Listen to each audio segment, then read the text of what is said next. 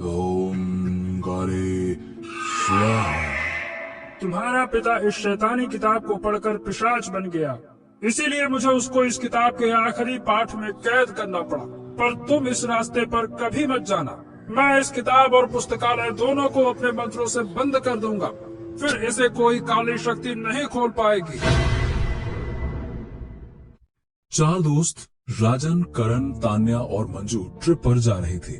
राजन car चला रहा था और करण उसके साथ ही आगे बैठा किताब पढ़ रहा था। तान्या और मंजू पीछे बैठी बातें कर रही थीं। अरे ओ पढ़ाकू कहीं के, ट्रिप पर कौन बुक लेकर आता है? पागल है क्या? हाँ नहीं तो और क्या। वैसे ये किताब है कौन सी? It by Stephen King. It वो हॉरर बुक? वाह, एक तो हम लोग रात में पहाड़ों पर सफर कर रहे हैं और तू हॉरर बुक पढ़ रहा है। तुझे पता है ना, पहाड़ों में भूत होते ही होते हैं। अच्छा, तू तो ना ही बोल राजन, तुझे ही सबसे ज्यादा डर लगता है, डरपोक कहीं का। हाँ, इसीलिए कह रहा हूँ, ये हॉरर किताब को हटा ले मेरे सामने से। तभी अचानक पीछे बैठी तान्या और मंजू चिल्ला पड़ती हैं। गाड़ी रोको राजन। अरे क्या हो गया अचानक? तुम अंधे हो क्या? क्या तुम्हें सामने वो नहीं दिख रहा है? इसका मतलब लोग सच कहते हैं, पहाड़ों पर भूत जरूर होते हैं। अरे तुम लोग क्या बोल रही हो? सामने तो कुछ भी नहीं है। मुझे कुछ दिख क्यों नहीं रहा है? क्या है सामने? बताओ मुझे। सामने एक बूढ़ा सा आदमी खड़ा है, शॉल ओढ़े हुए। उसके हाथ में एक लालटेन है और एक छड़ी है, वो हमें घूर रहा है। ओह शिट, रुको मैं गाड़ी घुमाता हूँ। अरे पर सामने है क्या? मुझे कुछ क्यों नहीं दिख रहा है? राजन गाड़ी घुमाना शुरू ही करता है कि तान्या और मंजू दोनों जोर जोर से हंसने लगती हैं। अरे तुम लोग भी ना बिल्कुल बुद्ध हो। कुछ नहीं है सामने, हम बस तुम्हें डरा रहे थे। तुम दोनों का दिमाग खराब है क्या? दिस इज नॉट फनी यार। अच्छा सॉरी, चलो चलो। राजन फिर से गाड़ी चलाने लगता है। तान्या और मंजू बाहर देखती हैं तो उन्हें एक आदमी सड़क किनारे खड़ा दिखता है। वही आदमी जिसके बारे में वो मजाक में राजन और करण से कह रही थी। उस आदमी को वो दोनों देखकर हैरान रह जाती हैं, पर इस बार वो कुछ नहीं बोल पाती। गाड़ी आगे चलती जाती है और तभी वो आदमी उनको दोबारा सड़क के किनारे खड़ा दिखाई देता है। इस बार मंजू से रहा नहीं जाता और वो कहती है, तुमने देखा तान्या, वो आदमी फिर से दिखा। ऐसा कैसे हो सकता है? वो पीछे भी था और आगे भी। हाँ तू सही कह रही है। हाँ बताओ कहाँ है वो आदमी? बड़े आए, चुप कर जाओ तुम दोनों, अब हम तुम्हारे झांसे में अब नहीं आने वाले। अपना मुंह बंद रखो तुम दोनों, वरना यही उतार दूंगा। उन दोनों को पता था कि अब करण और राजन उनकी बात पर यकीन नहीं करेंगे, इसलिए वो चुपचाप बैठ जाती हैं। कुछ देर में वो लोग फाइनली अपने होटल पहुंच जाते हैं और अगले दिन घूमने निकलते हैं। वो लोग दिन भर में अलग अलग जगहें देखते हैं और फिर शाम होने के बाद वो एक बंद पड़ी लाइब्रेरी के सामने पहुंचते हैं। आहा, ये है ना, आखिरकार मेरी पसंद की जगह दिख गई। वो लाइब्रेरी सालों से बंद पड़ी है, उसके अंदर जाना मना है। वो लोग पीछे मुड़कर देखते हैं तो तान्या और मंजू उसे पहचान जाती है। वो वही आदमी था जो उन्हें रास्ते में दिखा था। अरे ये तो वही आदमी है। अरे हाँ यार तुम लोग फिर शुरू ना हो जाओ। हाँ तुम लोग मुंह बंद ही रखो। अच्छा अंकल, हमें इस लाइब्रेरी में जाने दीजिए ना। नहीं, बिल्कुल नहीं जाओ यहाँ से। वो उस समय तो वहाँ से चले जाते हैं, पर करण हार नहीं मानता। वो कहता है कि रात होने पर वो लोग वापस आएंगे।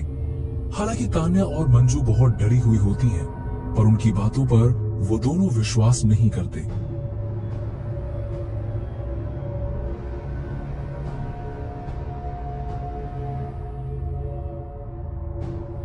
वाओ, क्या लाइब्रेरी है यार। पता नहीं इसको क्यों बंद करके रखा था। प्लीज चलो यहाँ से, मुझे बहुत डर लग रहा है। हाँ मुझे पता है तुम लोग हमारी बात पर विश्वास नहीं करोगे, पर प्लीज चलो यहाँ से। तभी अचानक वो आदमी वहाँ आ जाता है और वो लोग वहाँ से भागने लगते हैं। करण मेज पर रखी किताब को अपनी टी शर्ट में छुपाता है और भाग जाता है। वो लोग अपने होटल पहुँचते हैं और बोन फायर के पास बैठे होते हैं। तब करण उस किताब को अपनी टी शर्ट से निकालता है और पढ़ना शुरू करता है। वो सब लोग गौर से सुनते हैं। वो किताब इस बारे में थी कि एक इंसान एक पिशाच कैसे बन सकता है, पर जब करण आखिरी चैप्टर पर पहुंचा तो वो पेज खाली थे। अरे यार, इसका लास्ट चैप्टर तो है ही नहीं, पेज खाली है, सादे पन्ने हैं। अजीब बात है, मैंने आप लोगों को इतना मना किया था, पर आप लाइब्रेरी में चले भी गए और ये किताब उठा भी लाए। खैर, अब आपने पढ़ ली है तो आप इसका हिडन चैप्टर भी पढ़ना चाहेंगे, तो उसके लिए आपको अपना खून इस पर लगाना होगा। हाँ, मुझे हिडन चैप्टर पढ़ना है, मैं लगाता हूँ इस पर खून। नहीं करण, ऐसा मत करो, क्या पता ये क्या है। पर करण उसकी कोई बात नहीं सुनता और अपनी हथेली काटकर उस पर खून लगा देता है। किताब पर खून लगते ही उसमें से काला धुआं निकलना शुरू हो जाता है और उनके सामने एक बड़ी सी आकृति प्रकट होती है। आखिरकार तूने मुझे आजाद करा लिया मेरे बच्चे। जी पिताजी, माफी चाहूंगा कि बहुत साल लग गए, पर मैं क्या करता, मैं भी एक पिशाच बन चुका था, इसीलिए मैं उस पुस्तकालय में नहीं जा सकता था। ये सब क्या हो रहा है?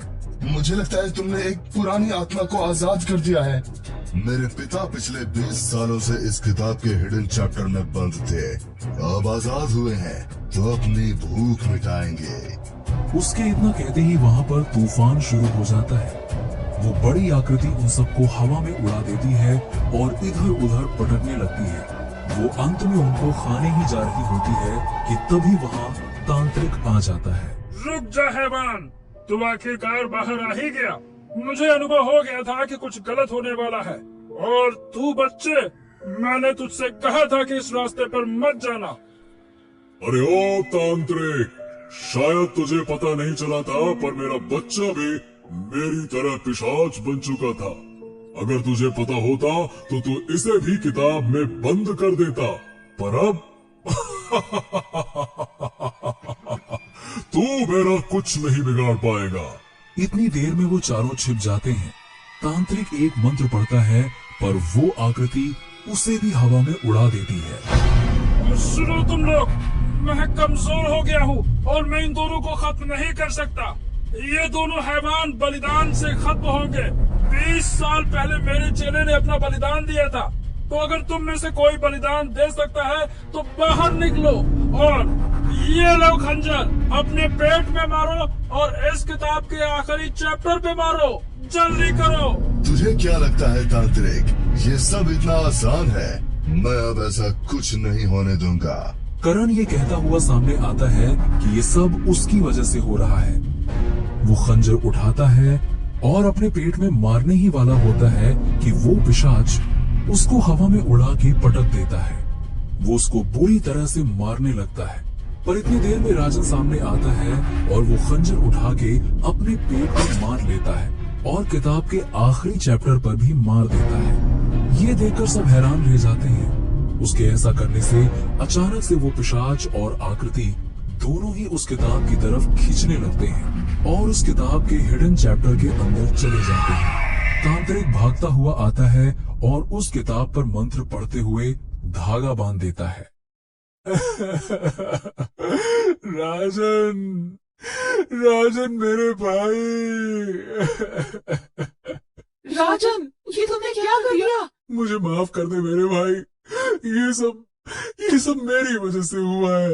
अपने मित्र का बलिदान व्यर्थ मत जाने देना। इस किताब को अपने साथ ले जाओ और समुद्र की गहराइयों में डाल देना, ताकि अब ये किताब दोबारा किसी के हाथ ना लगे और ये दोनों बाहर कभी ना आए। इसका हिडन चैप्टर हमेशा हिडन रहना चाहिए। वो तीनों अपने दोस्त का अंतिम संस्कार करते हैं और अपने घर लौट जाते हैं। वो इस ट्रिप को ताउम्र नहीं भूल पाते।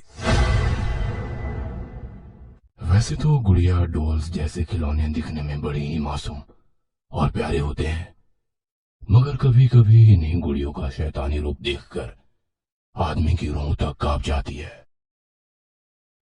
आज राकेश का 20वां जन्मदिन था। अपने जन्मदिन पर राकेश ने जोरदार पार्टी रखी थी। इस पार्टी में उसके दोस्त भी शामिल थे। अरे वाह राकेश, पार्टी तो बड़ी जोरदार दी है। थैंक यू सीमा। अरे ये राहुल और अजय कहाँ रह गए? पता नहीं, मैंने घर से निकलते वक्त उन्हें कॉल तो किया था, पर दोनों ने मेरा कॉल नहीं पिक किया। Happy birthday Rakesh. मैंने happy returns of the day. शुक्रिया शुक्रिया। अब तुम सब आए हो तो पार्टी को एंजॉय करो, तब तक मैं बाकी मेहमानों से मिलकर आता हूँ। राकेश बाकी मेहमानों से मिलने चला जाता है। अब सीमा, राकेश और अजय राहुल को मिले हुए गिफ्ट देखने लगते हैं। अरे वाह, राकेश को तो बर्थडे पर बहुत सारे गिफ्ट मिले होंगे। हाँ, लेकिन इस बड़े से बक्से में क्या है?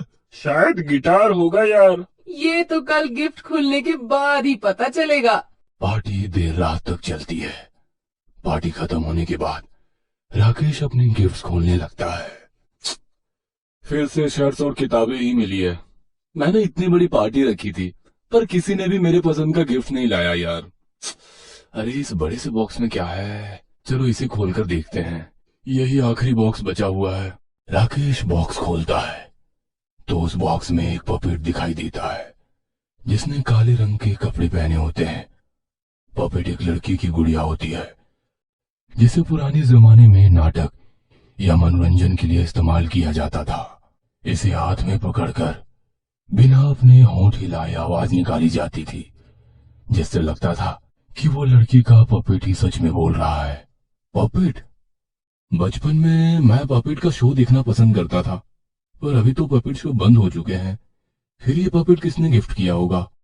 राकेश उस पपेट को अपने बेड पर रखता है और कुछ काम से कमरे के बाहर जाता है। तभी वहां घर की नौकरानी साफ सफाई करने के लिए आती है। नौकरानी आईने के पास जाती है और आईना साफ करने लगती है।